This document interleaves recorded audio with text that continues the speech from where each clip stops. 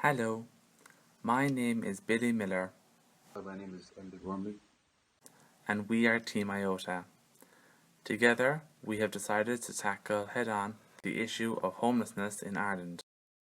This project focuses on the monetary and social costs of homelessness and whether there is an ability on the government's part to choose which cost they want to spend their money on.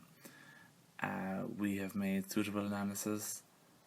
Housing should be a basic human right that should be met without any difficulty.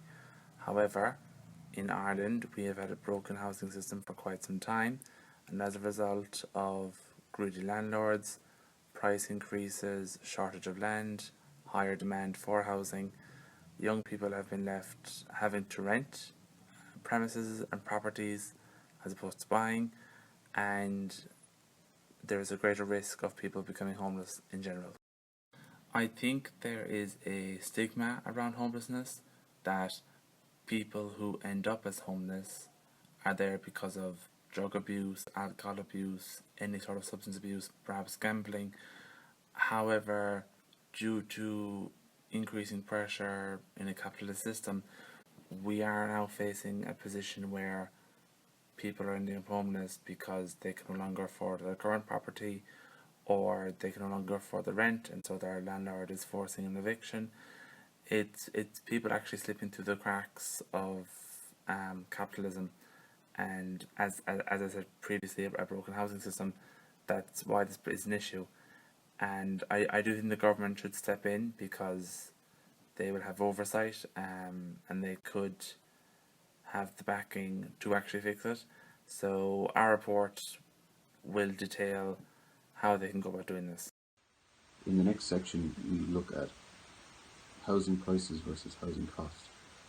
The price of housing in Ireland has increased consistently since 2013, with the price of building a family home increasing from 117,000 to 150,000 in the year 2017 alone. In spite of our houses becoming more and more expensive than most other countries in Europe, we still trail most countries in Europe in terms of the average amount of living spaces available within these homes. This in spite of the fact that we have one of the lowest population densities on the continent. This fact is owing largely to our attachment to our gardens. It's clear the focus on providing houses has blinded us to other viable options. Houses account for 92% of housing stock in Ireland, which is the highest in Europe. Part of the destruction of the Irish economy in 2008 was due to our overvaluation of houses.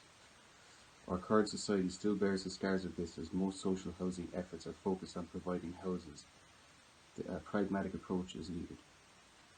So one way to measure the viability of focusing social housing efforts on buying versus renting houses is by using the price-to-rent ratio.